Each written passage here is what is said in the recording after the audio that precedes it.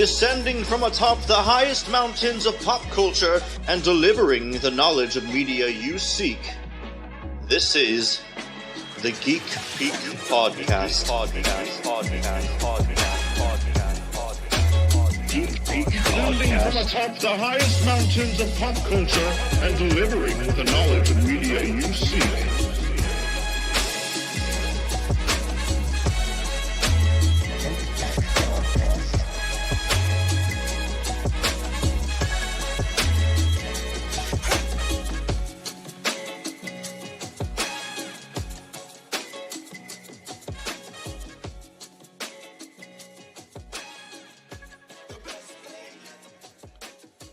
Ho, ho, ho, mountain nerds. Welcome back to the Geek Peak. It's been a minute. You guys have probably been wondering where we have been. We'll get into all of that. Brandon, as per usual. Oh, here he goes. He's back. Would it really be a Geek Peak stream if my internet didn't cut out or something? Yo. I'm going to go ahead and shift me to the bottom here for when Brandon inevitably cuts out again. But yeah, so this is our Geek Peak Christmas reunion. We'll get into what's been going on with all of us. But today we're just gonna kind of kick back, relax, have a little bit of a happy hour, and then we are going to go over our top movies, TV shows, video games, whatever you want, all pop culture things for 2025. So with that being said, boys, welcome back. Howdy. Welcome back. It's been a hot minute, boys. It has been. Cheers. Feels like forever. You can see that we're all festive. I like your sweater in particular, Chris. Yeah, very nice. Merry Christmas. Yeah, dude, it feels like it's been a lifetime since we last did one of these, and Trent randomly texted and was like, hey, why don't we do a year-end recap episode and talk about some of our favorites? And I was like, hell yeah, I think that's a great idea. Yeah, yeah, absolutely. Yeah, it's been a wild year for your Geek Peak hosts. Whew. I almost forgot that Brandon got married at the beginning of the year. It's been a crazy year. That wasn't last year, right? No, that was the beginning of this year. I was married, and now we bought a house. Whew. We're getting a dog in March. Oh boy. Oh shoot. It's going down. Chris and I both started new jobs this year. We did. It's been busy. Busy. I've only been in mine for 3 weeks. Coming up on 6 months at mine.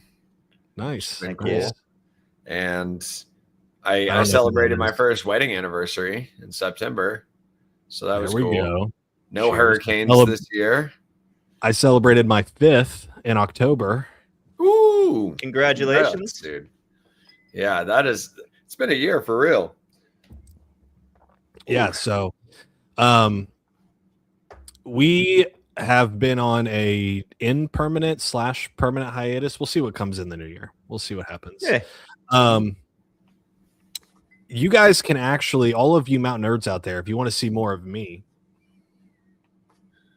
support the I am starting a new podcast in February, Mischief Managed, with Samantha, my wife Samantha. So we launched our first little teaser on Friday.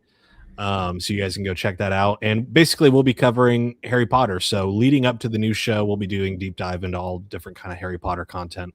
So yeah, we're really excited and looking forward to that. I have a question for you. Have you been to all of the different Harry Potter worlds of Universal in Orlando? I have not been since. So the last time I went, the Gringotts ride was brand new. Okay. So you're gonna have to come over and we'll have to go to Universal sometime. Laura and I have passes, so let's do it. Hey, to do that. So in Geek Peak's tradition, let's start off with what we're sipping on. Chris, why don't you kick us off here? Heck yeah. Instagram's a pain in the ass. By the way, hold on. Let me stop us real quick. Are we just getting bots here? I believe that those are real people. Oh, okay. 100%. Oh, I didn't even see him. I did No, I not have no even idea. see I that have was no clue. happening. That's hilarious. But anyway, Chris, the old bot invasion. I was trying to pull up your teaser for your podcast here. Hold on. Oh, okay. But I can't. Well, we'll have to start it midway through, but I'll cast it real quick. Hold on. All right. Well, why don't you work on that, Brandon? You tell us what you're sipping on. Deal. Okay. So the boys are back together. Woo! It's a rare kind of night. Yeah. I'm feeling rare. Eagle rare. Oh, Yeah. Eagle. I brought out some of the good stuff because this is a very special occasion. It's the holiday season here with the boys. So cheers to that. Heck yeah. I'll happily drink to that. Cheers. McClinky. McClunky. McClinky. Okay. I am screen sharing. You guys should be able to see it. This is the Mischief Managed podcast teaser. This is Trent's new show. Oh, wow. I think I need to add it to the stage. That might be too loud. Uh-huh. Solemnly swear that I am up to no good. I solemnly swear that I solemnly swear that I am up to no good. I'm just vibing to this right now. Hello, and welcome to the official teaser of my Harry Potter podcast, Mischief Managed. Mischief Managed will be doing deep dives into the books, the new audio drama, the films, and eventually the HBO TV series. Now, you may know me as one leg of a trio from my previous project, the Geek Peak. That's us. However, this project is not a trio. Past, present, and future. Mischief Managed is built on balance, the perspective of a seasoned Potter expert and a curious newcomer seeking magic for the first time. So without further ado, I'd like to introduce our resident muggle and the official co-host of the Mischief Managed podcast, Samantha. That's not Nailed it. Love it. That's awesome. That's the first time I've seen that because I have always been terrible at going on social media. And even though I have an Instagram, I haven't been on in about 2 or 3 weeks. Dude, there are messages in there for you from me. Memes. I bet there are. A treasure trove of memes await, brother. That's great.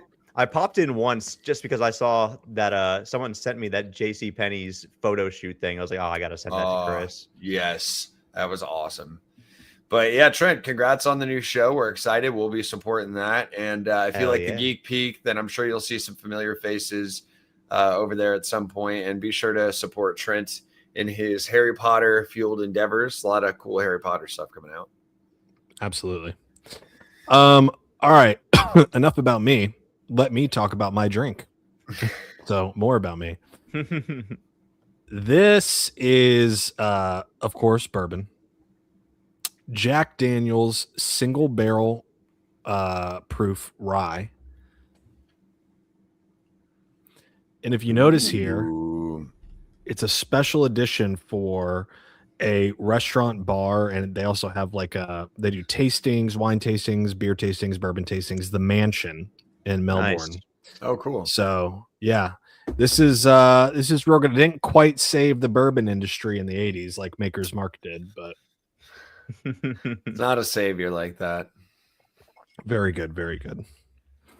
Well, I guess I'm up. I just polished off the rest of this bottle. Get this last drop. I've had this for a minute. Friend of the show, Scott, had hooked me up with this a while back. Bardstown Bourbon Company Fusion Series, Kentucky Straight Bourbon Whiskey. This is a 40% blend of Kentucky 12-year with like a mostly corn profile with a little bit of rye. And then a blend of an 18% out of Bardstown Bourbon Company. That's a 3-year aged one. And then another 42% on a 2-year age one that was like looks like primarily that one's the most rye heavy. So it's three different bourbons from them, kind of all blended together. I always find these blends interesting because I don't know, they're just very unique. I like a blend. Yeah. Something I've actually been gravitating towards lately is Campfire by High West, which is a blend of rye, bourbon, and I think like a Scotch even or something like that. But that is like smoky and delicious. So I've been digging blends. That's good stuff. This comes out at 98.9 proof, so 49.45% alcohol. Ooh. Not too shabby, boys. Not too shabby. I had to bring out the big guns for the Christmas episode, the year-end recap. And this is 134 proof. I feel like I've definitely been drinking less since we haven't been doing the podcast because I don't have like a new drink every week that I'm trying. I've been perusing Total Wine a whole lot less too. It's a damn shame. Well, actually, one other thing I wanted to say was that Mischief Managed intro that you heard was done by a friend of ours, Chris. Not this Chris. Yeah. So I don't know if you want to plug him. You know more about what he's got going on. Yeah. Check him out. He's a full-time musician, producer, DJ, based here in Tampa. And his DJ name is Slex Allen. That's SLEXALLEN. Slex Allen. He's on Instagram and YouTube, and he's actually got a really cool little vlog going on of because he just recently quit his day job to pursue music full time. So he's documenting his journey of trying to make it in the music industry on YouTube and Instagram and stuff. So go give him a follow. Good people. He, like Trent said, made the song for his podcast, and he's also he actually DJ'd my wedding. So he's a good friend of mine. Absolutely. Okay, Brandon popped out again. Let's just get right to our topic of the day. So let's get down to business. Yeah. To defeat the Huns. To defeat the Huns. Defend my family's honor. I'll kick it off because I know you and Brandon have some things that are similar on your list. Yeah. Here, let me pull this. Let me pull up my list here. I'll start with number 5. Yeah, please. Number 5 for the year for me is James Gunn's Superman. I know Brandon's going to want to talk about this. But yeah, I thought this was a absolutely fantastic way to kick off the new DCEU, whatever they're calling it. He's in the lobby. He's like, let me in. Let me in. My camera just keeps cutting out, StreamYard stuff. Just StreamYard. Brandon, if you missed it, I just I heard you. Okay, yeah. So I thought that movie was fantastic. There's and they set everything up for a long future with that iteration of that character. It did feel very James Gunn-esque. It felt like kind of Guardians of the Galaxy, with especially the scenes where they're in like the whatever other realm that they were like out of the pocket universe. Yeah. Something else I noticed, I just saw the Supergirl trailer and I was like, man, this just looks like a Guardians of the Galaxy movie. But I know that looks awesome. I think that'll be fun. I remember you mentioned that. Is that not being directed by James Gunn? No. Let me. It looks like it would be. Let me see who it's being directed by. Dude, it's being directed by Corey Taylor from Slipknot. Yes. That's sick. Craig Gillespie, which sounds familiar to Star Wars, I feel like. Was he one of the directors that was supposed to direct one of the Star Wars movies that was never actually going to be coming out? They just wrapped the Starfighter movie, Rogue Squadron or whatever. I saw that, yeah. Mm-hmm. Yeah. The cast they have a lot of heavy hitters in the cast. I don't know. We'll have to see. We may be coming back for some special episodes here and there, but there hasn't been a whole lot going on in the Star Wars universe that's been too interesting recently. They did come out with Vision season 2, which You say that, but just this year, which is something that we're going to talk about, they just dropped one of the greatest things that's ever been in the Star Wars franchise. You know what I'm talking about. Trent don't know what I'm talking about, but you know what I'm talking about. yeah. I feel like that'll have to be a one-off, but yes, I hope not. But yeah, there's no way they can make that again. What did you guys think about Superman this year? I loved it. I loved his dog. So I actually haven't seen Superman yet. What? It's on HBO. I know. I haven't had a chance to get around to it. It's been a busy year. Yeah. I haven't been able to see one battle after another yet, and I've heard nothing but good stuff about that movie. Me neither. That also just dropped on HBO. Yeah, I had that queued up. I love Leo. I still to... haven't seen that either. I've been so busy. Yeah, that's supposed to be something interesting about Superman is this Netflix Warner Brothers merger. So I'm interested to see if they continue to let James Gunn run the DCU, because they're going to have control over pretty much everything outside of the cable networks, including HBO. That will be insane if they decide to move away from using James Gunn after that is the person at the forefront of this new universe that they're trying to make. Like, can we finally got it going? Can DC actually get their shit together and just like pick a path and stick to that path for a second? I feel like there's no way that they end up canning him and moving forward with someone else, because so far he's 2 for 2, and Peacemaker has been great. The new season of Peacemaker was awesome. And yeah, like, I don't know. He hasn't missed yet, and he just got started. Like, they would derail the whole universe if they tried to like overscale it like Marvel did. It'll be terrible. We'll see. I mean, new ownership. We'll see what happens. It's true. Chris, what's your number 5? Number 5. I didn't really rank these, but I'll just throw one out here that I really, really enjoyed this year. I loved that show, The Pit, on HBO. That was a like top tier, must watch every week type show for me. It was nominated for a bunch of awards. Let's see. It won Primetime Emmy Award for Outstanding Drama Series. It had Noah Weil in it, who is like pretty well known from ER. And he just absolutely crushed it. He also was an executive producer on it. And like Rotten Tomatoes got a 95 on it. All the actors were great. They're all relatively newcomers. Like the only one I knew was Noah Weil. Really compelling story. And ultimately, I can't wait for season 2. It was so good, so different than what I normally watch, and that's why I love HBO. Like a couple years back, they had that like Station 11, which was about like a pandemic that ended the world, and then but it like focused on people like bringing art back into the world. And I feel like HBO always does like really cool, like just very out there conceptually TV shows. And The Pit was like an hour by hour journey through a day in the life in this Pittsburgh emergency room, and it was just very real, very gritty. By the end of the season, you feel like physically tired with the characters. So that was really, really strong one. Highly recommend it. Definitely outside the norm of what I'd watch, more of a drama focused one, but the writing is just killer. I've heard it's good.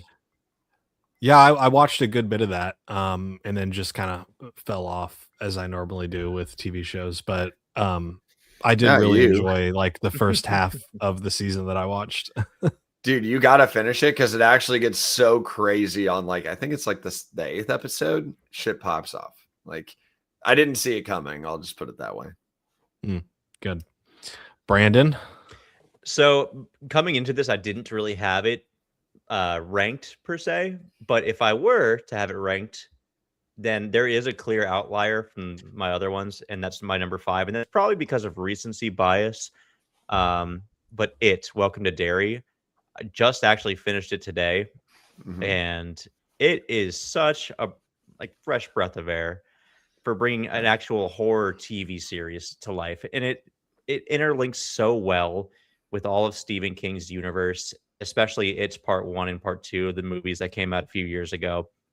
I was very surprised. I went in with not super high expectations. And by the end of the first episode, I was like jaw on the floor. I'm like, holy shit. This, because you go in with the expectation of seeing these children actors like, oh, okay, this is going to be a Stranger Things knockoff type thing. They're not pulling punches in this show. So yeah, the way that cold open happens in the first episode is absolutely insane. Now, I have not finished it yet. We're on episode 5. Okay. Nice. Have you, where you're at, have you seen Pennywise yet? No. So where we're at is we basically just finished the kind of backstory to the creature with like the Native American tribes. Yeah. Oh yeah, that was cool. So it's probably maybe an episode or 2 away where you actually see Pennywise, but the reveal, you're gonna love it. It comes out of nowhere and it is startling. It's awesome. They did it so well. And Bill Skarsgård, dude, I'm so glad they got him to come back to reprise the role because he is just a gem. He needs to win an award for his acting as Pennywise. Yeah, you could not do that without getting his buy-in. You just wouldn't have been able to launch it. I appreciate that Andy Muschietti, who did it chapter 1 and 2, Andy directed the Flash movie. He is the showrunner for this, and he has done an excellent job, like you said, Brandon, tying it in. Like, as someone who read the whole Dark Tower series by Stephen King, and I actually haven't read it, but I've read The Shining, and I've read The Stand, and oh no, Trent's gone now. But I've seen or read a bunch of his books, and it was really, really cool to see all of the different ties. Like, there's so many references also. Yeah. Like directly to the Dark Tower. Yeah. And Dick Halloran in there. And like by the end of the season, like him talking about like, really revealing like, yes, this is the Dick Halloran, like, because of his next assignment or next thing that he's interested in going to do. So cool. I'll throw some spoilers out there that they never fully confirm in the show, but it is like I did some legwork on my end and confirmed it, is that the character Will in Welcome to Derry is related to Mike. I've heard that. I've seen that. It's his father. And then also, there's another big reveal in the last. Well, they actually tell you that one though. So I'll I'm not gonna say, but that reveal. Which one was? Really cool. Which one was Mike in It Chapter 1? Was that the one? He's the one black kid who was homeschooled and his family burnt to death. Okay. He like worked at the butcher shop, and all these references to like The Shining and everything in the show, but he's got the same last name, and it's his parents died, and then I was like, oh, did Pennywise like kill them somehow, even though it wasn't during the cycle? But can't wait. Descent. Welcome to Derry. I'm excited because they've confirmed they're making another season, and it's going to go another time jump back. And if you watch the opening credits, it shows like the 2 or 3 different cycles of Pennywise. Is it back or forward? Who's to say? Right? Time is a flat circle. Yeah. But the next one's going to be like during the like mafia era, like mobster era. And then they talk about that a lot, about one of the events that happened 27 years prior. I'm excited to see that. Gangster Pennywise swinging around on a light post is amazing. Yeah. Also, I've had the theme song for that show stuck in my head many, many times. Oh yeah, that's all over my Instagram. Super quick fun fact: the director, he like heard that song and really liked it and wanted to put it in a project, but could never like find the right one. And years and years went by, like where he like didn't find the right one, and then finally was just like, oh yeah, someone was like, what about that song for the theme? And he's like, perfect. It is. It is perfect. So that's my number 5. I'll go on to my number 4, which was one of the best horror movies of the year, Weapons. Ooh. It also gave us some of our best memes of everybody doing the the Naruto run. Oh my god, yeah. I personally love when a horror movie gives like a little bit of supernatural, but it's not totally supernatural, which is what this is. I mean, towards the end, it does kind of get a little wonky, and it turns out that Gladys is a witch. Yeah. But I love that witches are back in, y'all. Yeah, bring more witches. We need more witch movies. Full send. I just thought this was a great reason for Hollywood to continue to support directors and writers and witches that have, original screenplays. 100%. We've been getting a lot of those recently, and I want them to continue. I loved that movie. I thought it was so good. Yeah, I'm going to jump in here. I would say that Weapons is my number 4 as well. Again, I went in with basically no expectations. I had no idea, besides the fact that it was the same director as Barbarian, and he was also a member of Whitest Kids You Know, which is a show that I grew up with and I love. But man, took me by surprise. I loved it, and the fact that they filmed it in a way where it's just showing different perspectives and going like through time, and you get to piece all of that together, so cool. And all the stars in the movie, they crushed it. They absolutely nailed it. Yeah, it was really, really good. It's on my honorable mentions list, but only because of how strong horror was this year, and I didn't want to just only have horror movies on my top 5. Mine's mostly horror. But man, it was something awesome, something special. That first time seeing it in a theater was a blast. There's a scene in that movie that I haven't felt that pure dread or like discomfort since watching Hereditary. After I saw it, I called Chris. I'm like, hey, there was a scene that made me feel this way. And he called it. He knew exactly which one I was talking about before I even mentioned it.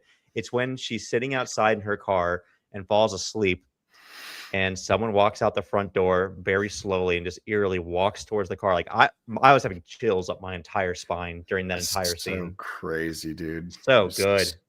Like there was a grown man who had an entire meltdown in our theater. He was screaming at max volume for like straight up 8 seconds. That's just a masterclass in horror and building dread. It was great. Better than the new Scream movies? Yes. Definitely better than the new Scream movie. It's like, are those movies scary? No.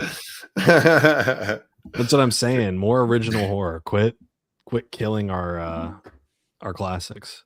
I agree. Yeah. All right, Chris. So that was me and Brandon number 4 weapons. What was on your number 4? Number 4 for me is so we talked to the Pit, and Welcome to Derry was actually on my list. So I want would to go with your number 3. Yeah, number 3 would be. Let's see. Oh, number 3 was 28 Years Later. That was also my number 3. I loved that film. I had so much fun. I can't wait for the next one. I'm happy that they're turning the sequel around pretty quickly, where you're not going to be waiting for like 3, 4, 5 years like some of these movies. I thought just the original direction of the storyline, the like special infected, the memes about that dude's gigantic schlong, Danny Boyle coming back, just like all of it was awesome. I thought the music was really good. I thought the action was cool. I didn't expect it to be like a father-son journey, and then also like a mother-son journey as well. I'm interested to see kind of how the next one goes, because the ending was left very open-ended, where it's like some absolute tomfoolery is about to happen. So I think the first film can only be made better by the sequel at this point, and I really liked the first one, so I'm looking forward to doing like a back-to-back, like double feature of that one. So I have 2 things to add to that. I think that maybe the best scene of the year is when they're getting chased by the Alpha on that bridge. Cool. Are you saying the best scene of anything of the year? Yeah, that scene I thought was absolutely incredible. With that later, but that's high praise. Well, just say what it is then. Well, it's my number one, so we'll get there. Oh, okay. All right. The only other scene in a movie that stood up to that is also on my list, and it's also a horror film. It's probably your number one, also, I assume. Well, it's not. It's actually not my number one, but it is my number two. But the fact that there was two specific scenes in two horror movies this year that could both be horror. I think I might good this year. I think I might know what Brandon's is, and mine was in contention as well for number one. What I think his is, but one of the reasons I say that I thought that was the best scene filmed this year is you have to have a little bit of like, lore going back to the first 28 days later. That was filmed all on a camcorder. This movie was filmed all on iPhones. Yeah. So just really cool. Like kind of knowing the history of that, and then how good that scene was, it just stuck out to me a lot more than anything else. The technical achievements on that film as well, in terms of those iPhone rigs that they had, and like the 360 shots that were almost like video game shots. I hope more films start to do that, because it was so like revolutionary and creative. I hope that becomes like a standard in film moving forward, because I think a lot of movies could benefit from that. Think of John Wick with that. Yeah, dude, I'm so glad you brought that up. I forgot to mention that. That was something I have never, like, that brought me back to seeing my first Quentin Tarantino movie, and I'm like, I didn't know movies could be like this. Not specifically the way he shoots his films, but just the way that they were shooting those kill scenes was, I was like, oh, this is amazing. I've never seen this before. Yes. And you're right. It does really remind you of like a video game. It's like the first time you watch the Lucky 77s or whatever, Lucky 88s or whatever they are. The Kill Bill fight scene, the samurai. Yeah. It's like that, where you're just like, whoa, what is this? Like, how are they doing this? This is sick.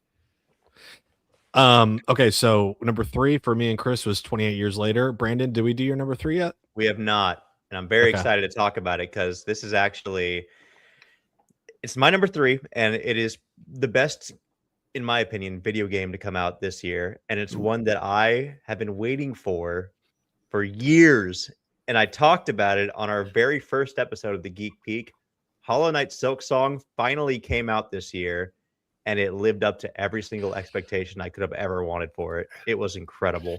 It was Brandon like got me to play Hollow Knight, and I very rarely pick up a weird game, and I actually started playing Hollow Knight this year. It's so good.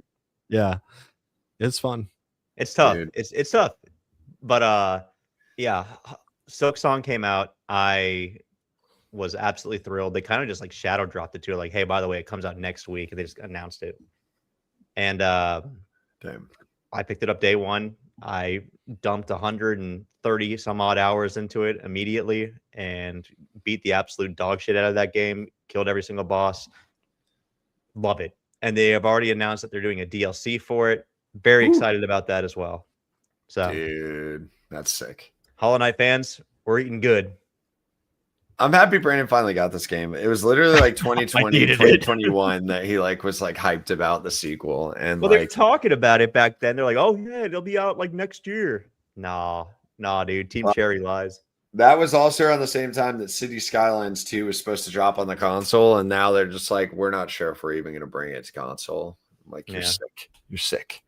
But yeah, I mean, the world building that they've done, the development of a character that was in the original Hollow Knight, making that the main focused character of the new game, bringing you to a completely different realm or world or whatever city.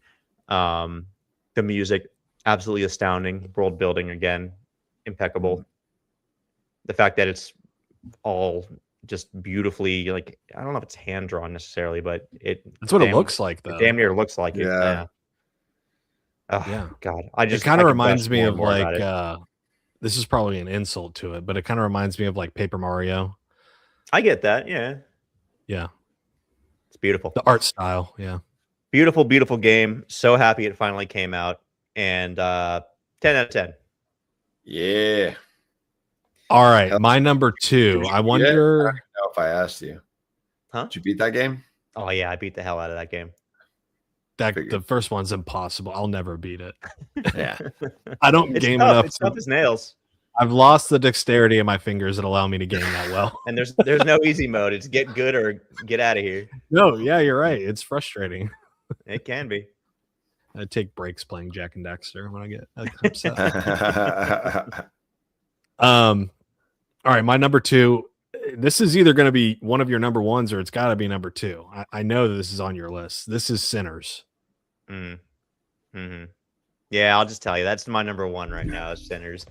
And that is the best scene in anything. I knew it. Year, in my opinion, the one shot of the music scene where it just brings in all these different, where So all these cool. different musical genres, like the history of music, essentially through cool. one take. Ah, man, that scene is just breathtaking. So one of the complaints I have a lot about things that happen in TV or film is when you bring me out of it. But that in particular, I thought it's something that brought me out of the movie, but in a good way, where I was watching it and I was like, holy shit, this is also something that I've never seen before. And it's so good because you're blending musical genres and you're doing like time hops in the middle of that scene. It was just incredible. I mean, it shows that it's not just a vampire movie. This is a movie that's also talking about cultures and how music in particular can develop and also translate through multiple different cultures and really bring people together. Yeah, I loved it. So cool. That I have a question for you guys. So you guys knew this was a vampire movie before you went and saw it, right? Yes. Yeah. You know how I bitch about my movie trailers? If this would have dropped with no knowledge of that, people's jaws would have been on the floor. Oh yeah. I mean, absolutely. This was, take the vampires and the horror element out. This was just a good movie for like the first hour before any of that happens. Yeah. And I know everybody has under the sun has probably made this comparison, but if nobody's said it yet, if you guys like that movie, you need to watch From Dusk Till Dawn. True. That's absolutely the first took thing I thought of inspiration. after walking out of that theater, I'm like, that was From Dusk Till Dawn, but just the newer version of it. Yeah. Because when I saw From Dusk Till Dawn, I never saw a movie poster. I was in college and it was just on Netflix, and I was like, oh, I'll watch this. And it's like, oh my God. Yeah, same. I had no idea going into From Dusk Till Dawn, so that completely blindsided me. But this one I did know going in. That being said, I don't think it takes anything away from it that it's a vampire movie. If anything, it's just a cool little addition to an already great movie.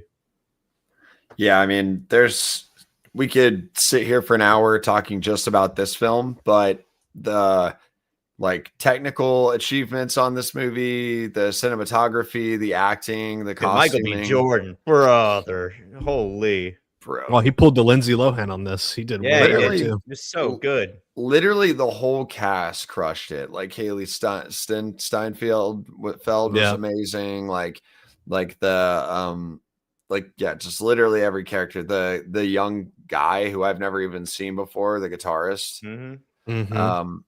Like there's just I loved the like paranormal tie with the music too. I thought that was cool. Absolutely. My number 2 most listened song on my Spotify rap this year was Rocky Road to Dublin. I've listened to that song so many times. It's so good. Specifically the one from Sinners. Yes. You guys remember when I had From Dusk Till Dawn on my director's cut episode as Quentin Tarantino, and it wasn't Quentin Tarantino that directed it? He's not the director, but he is in the movie. Yeah. Good old Robert Rodriguez. He loves his feet. That's what made me think of it. I was like, how did he not direct this? He had Selma Hayek's foot in his mouth. That's funny. Okay, so that was my number 2. That was Bury the Lead. That was Brandon's number 1. Chris, what was your number 2? That was also my number 2. Okay, Brandon, what was your number 2? So I think my number 1 and number 2 are kind of interchangeable almost, because while Sinners I think is probably the best like new thing to come out this year, my number 2, which could also be number 1, is Andor season 2. This is peak Star Wars. It just is. This is something that I watched through on Chris's recommendation, and I think it's pretty well known that I'm a little bit pessimistic about Star Wars on this podcast because it hasn't been its best self in a long time. But my wife and I sat down, we watched through Andor season 1 to catch up for season 2 when it was coming out. We loved it.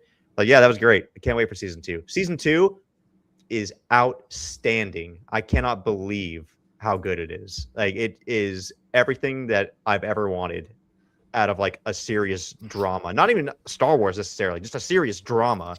It's so good. And the fact that it's just set in the Star Wars universe makes it even better.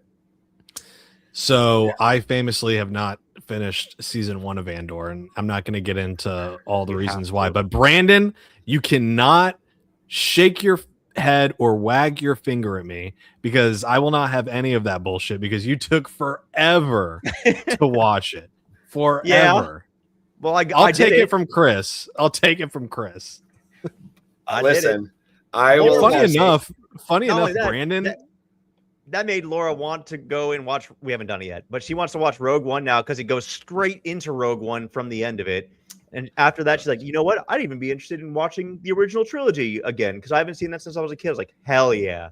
So what I was going to say is, funny enough, Brandon liking it that much made me kind of be like, okay, I should watch this outside of you because Chris has been telling me forever. He's like, motherfucker. Literally, I echo all of Brandon's sentiments. I mean, it's just like one of the smartest written shows that Disney's ever had. It's like HBO level quality. The world building is amazing. All of the story is just so good. It's going to be a show that I'm going to be going back and watching like every year. Absolutely. Yeah. It's that good. And the real reason it's taken me so long to watch it is just the Star Wars fatigue. I mean, there's the Marvel fatigue. I get that. And I get it. I will go and watch it probably before the end of the year, just because I'm going to have some time off in between Christmas and New Year's. So don't lie to me. Do yourself the favor. Please do. I still got to finish season 1. Love it. At least give me this, guys. The first season takes forever to get going. You know where I'm at? To build up. It's those first three episodes. Yeah, I just finished the heist. I just finished the heist in the first season. Okay. You should at this point you should be kind of like, okay, it's picking up. It's picking up. Wait till the next episode after the heist. That's when it really starts getting serious. Man, it's so good. All right, I'm gonna do my number 1 last. Brandon, yours was Sinners. Chris, what's your number 1? My number 1 is Andor. Andor season 2. Like I said, I mean, it was one of those shows where like that show like made me cry at points. Me too. It transcends Star Wars. Yeah, it was like so powerful. And like the only time I ever cried in Mando was when Luke Skywalker came because it was like, oh my God, it's my childhood hero. This nostalgia bait. This was based around how good the freaking story was and how powerful it was. Like, I can't get over like how the first season was phenomenal and the second season completely upstages it. Trent, how much do you like Rogue One, right? I love Rogue One. This season 2 makes Rogue One so much better and it makes it so much more heartbreaking. It really does. So even Nelshi. You guys talking about just how well written it is and how good it is outside of nostalgia bait and everything. One of the reasons why I think that it is probably that good is Tony Gilroy, the showrunner, famously is not a Star Wars fan. And we need more. As good as more Star Wars. as good as Favreau is, and Filoni, they are mega Star Wars nerds, and we saw what happened with season 3 of Mando, and we saw what happened. Despite me liking Ahsoka, we kind of saw what happened with Ahsoka. It just wasn't as. Oh well, Acolyte is a travesty to the Star Wars universe. Like maybe worse than Rian Johnson. The power of man. Maybe worse than Rian Johnson. And I watched it. I gave it a shot, but it was terrible. Possible. The whole thing that started us on this messed up path was Rian Johnson. Rian Johnson, it really was.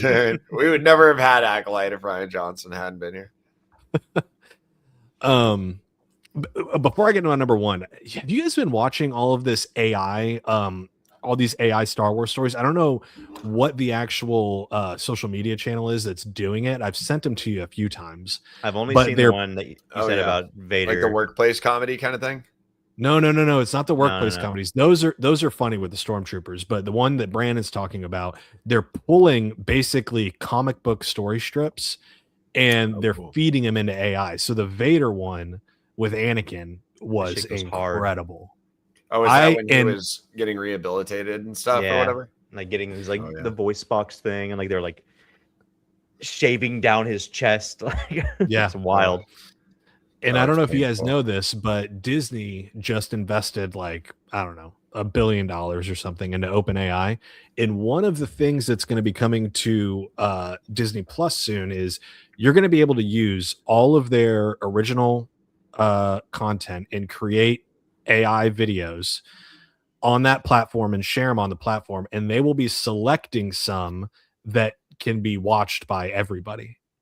So weird, but okay. Stuff like that is going to be really cool because you're going to get hyper nerds making this stuff that is just going to be amazing. I'm excited for it.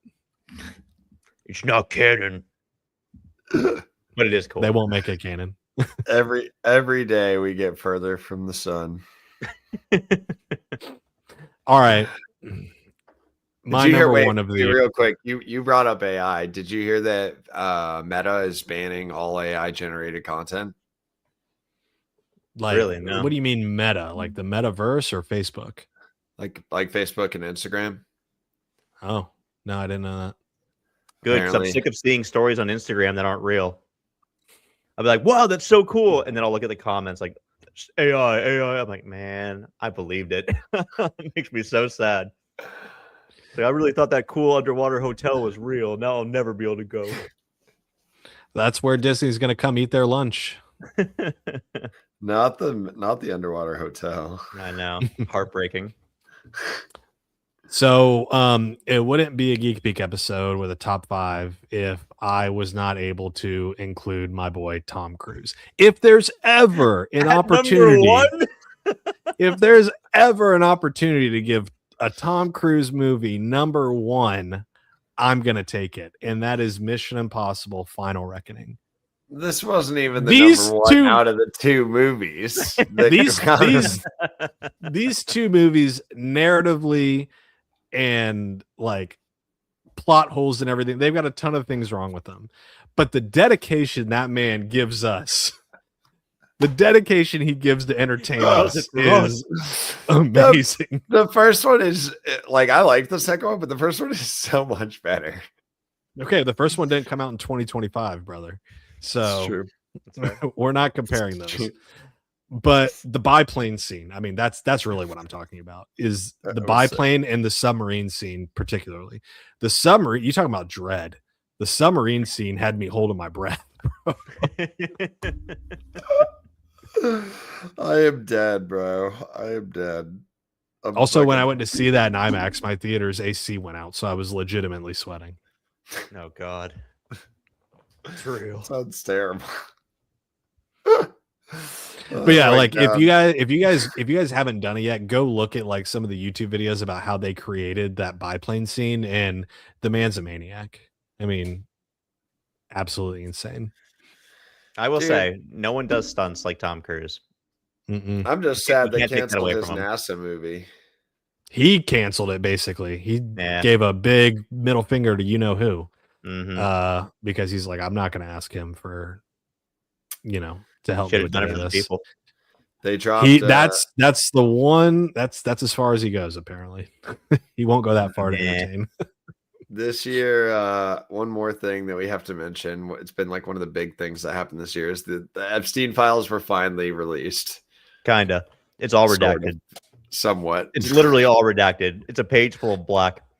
You mean nothing. All the pictures of people with him that we already knew associated with him? Great. Yeah, it's nothing.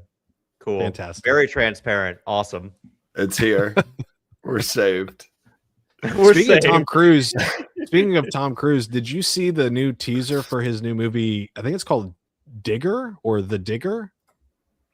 I have not. The Digger. Is it about Let's see. Tom Cruise about Dig Dug. Dig Dug, the live action movie? Tom Cruise Tom is Cruise. the digger. So Alejandro Inarritu. You guys know him, right? Yes. Maybe. Yeah, he's done. I'm trying to remember. I always get him confused with Alejandro Curion or whatever. I'll look it up. So this is his new film with him. Oh, so he did Revenant and Birdman. Oh, okay. So I have not it's seen Birdman. I need to see that. Oh, Birdman's so good. Birdman's great.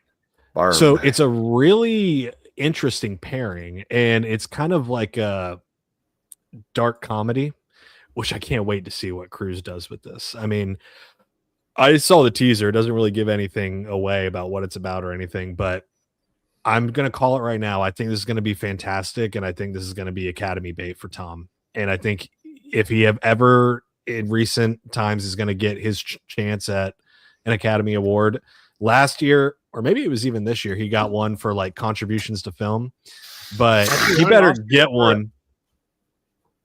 Has he not won an Oscar? Never. No. He Contribution got like an honorary one this year. film. Not even for like stuntman, or because he is his own stuntman. Well, stunts just became eligible, I think, in 2026. Or no. I think in the Academy Awards this year, stunts are eligible for the first time ever. So he might win one for that for Final Reckoning. But I just everybody keep that on your radar. Keep Digger on your radar. All right, so let's go. I just want 2 honorable mentions. I couldn't put this in here because it hasn't been finished yet, but Stranger Things. I absolutely binged through that when it dropped, and it's so good. I can't wait to see how they wrap that up. No spoilers. Laura has never seen Stranger Things up until just recently. We binged through season 1. We binged through season 2. We're about to start season 3 for her, but I haven't seen any of season 5 yet. Of course, I am caught up all the way through season 4, though. Okay. Yeah. No spoilers. Yeah. But I just wanted to mention it. And then also the new audio dramas, the new Harry Potter audio dramas. So Sorcerer's Stone just came out, and it's incredible. Yeah. It's so good. So if you guys listen to audiobooks, like they have the Harry Potter audiobooks, but these are built with effects. So you have music, you have different sound effects, special effects, and then every character is played by a different actor. So it's a real audio drama. And so we'll be covering that on Mischief Managed as well, but it's a really fun way to kind of go through the books again if you haven't revisited those in a while. Is it just Sorcerer's Stone that's out right now? Just Sorcerer's Stone now. Where can you find it? So I think you have to go through Audible, meaning you're gonna have to shell up some credits. Yeah. Some schmackles. Yeah. Cool. I'll actually probably check that out because it's been a long time since I've actually read through the books. So Hugh Laurie plays Dumbledore, and he's so good. He's the guy that plays House, if you don't know that. Yeah, I heard, I can't remember who it was. I heard someone is playing Mr. Weasley. Is it Simon Pegg or is it Nick Frost? Yeah. Well, Nick Frost is playing Hagrid in the HBO series. Right. So is it Simon Pegg that's voicing Mr. Weasley in that? Let me see.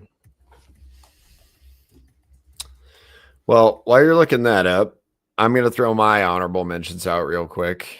It's Simon Pegg, Brandon. That's awesome. I've got Weapons was on my list. Another one that was really good that we didn't touch on was Warfare from Alex Garland. That was a phenomenal war film if you're into that hyper realistic. I also really liked Seth Rogen's TV show on Apple called The Studio. The Studio was so good. If you're a movie fan or a TV fan, like it does a really good job of parodying the industry, and it's very well constructed show. Really they have an episode of that show called The Oneer, which is all done in one shot, and it's incredible. That's my favorite one. Also, Ghost of Tsushima's sequel, Ghost of Yotai, came out this year. I'm still playing that right now. I didn't feel like it would be right to put it on my list without having beaten it. But loving that. And there has been a book series that I've been reading this year that has become really popular, called Dungeon Crawler Carl. And currently it's 7 books. The 8th book is coming out this year. It is so good. Been listening to it on Audible. It's about an alien race that puts humanity inside this gigantic video game like dungeon and makes them compete. And then each floor kind of has different rules and dynamics and puzzles. But it turns into like a gigantic intergalactic live stream that people can like become patrons. Like you're on Twitch and give you items and things. And one of the floors is like a gigantic like Castle Wars, like multi-faction, just open battle. There's magic, there's technology. It's really funny. So I am on the last book of that and excited for the finale, or the I believe the final book. My brother's wife, Annie, she just got that. I think one of my family members gave it to her for her birthday. And I'm like, Annie, read it, because Chris has been telling me all about it, and I want to borrow it from you. It's so something good. else that happened this year is I discovered a new series. Well, not new, but this has been out for a while. But Red Rising. I know I've told Chris about it. Brandon, have you heard of this? I have not. It had been a long time since I really had been reading a lot. I read like 4 books in the span of like 2 months. This series is amazing. Okay. It's like Hunger Games and Star Wars and Star Trek. It's just really, really fun. And so you should, I just got my brother into it as well. It's really good. And it's going to be an Amazon television series soon. Ooh, nice.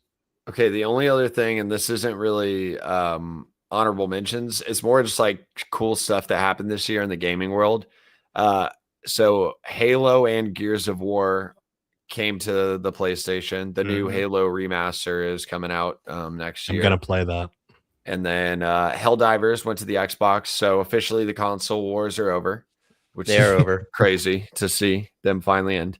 And then I believe there was one other thing I was gonna mention. Oh, Chris, we buried the lead here. We were talking about my new show. You need to talk about how successful you've been with your new channel and Helldivers. Oh yeah. I will.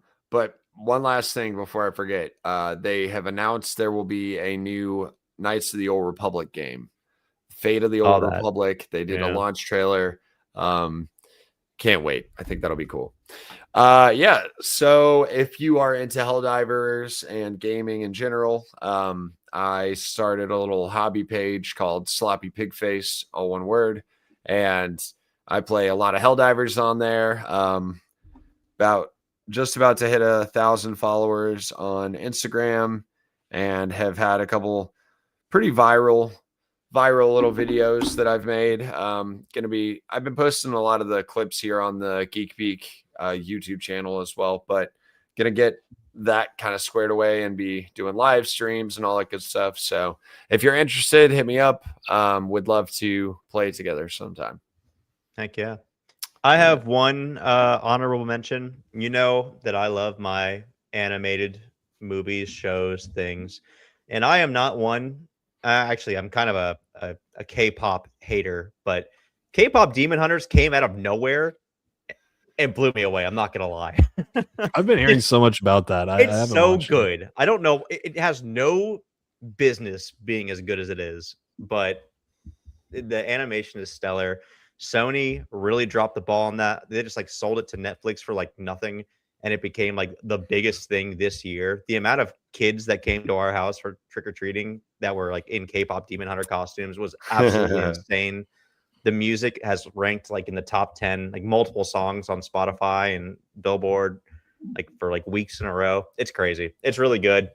I mean, I know what it sounds like. I know what it looks like, but it's good. Take my word for it.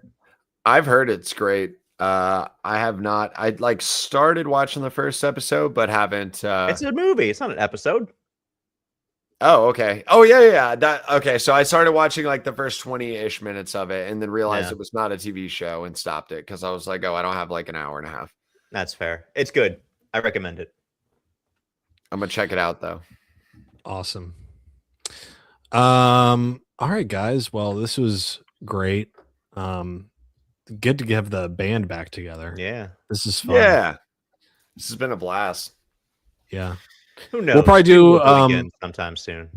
Yeah. I think next year we'll definitely hop on these more, especially as things come out that we really want to talk about. Like I'm sure that at least me I'll cover some House of the Dragon in the summer. We'll have to talk about Andor in depth after you've seen it. Okay. I'm always down for that. Nah. All right, everybody. Well, with that being said, we're going to climb down off this mountaintop. We will see you not next week, but next time at the summit of the Geek Peak. Peace.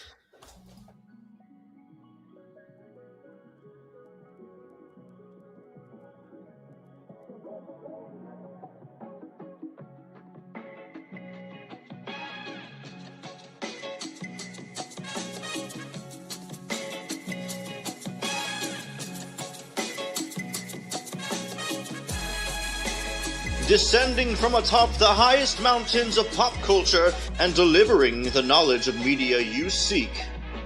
This is the Geek Peak Podcast. Geek Peak. Descending from atop the highest mountains of pop culture and delivering the knowledge of media you seek.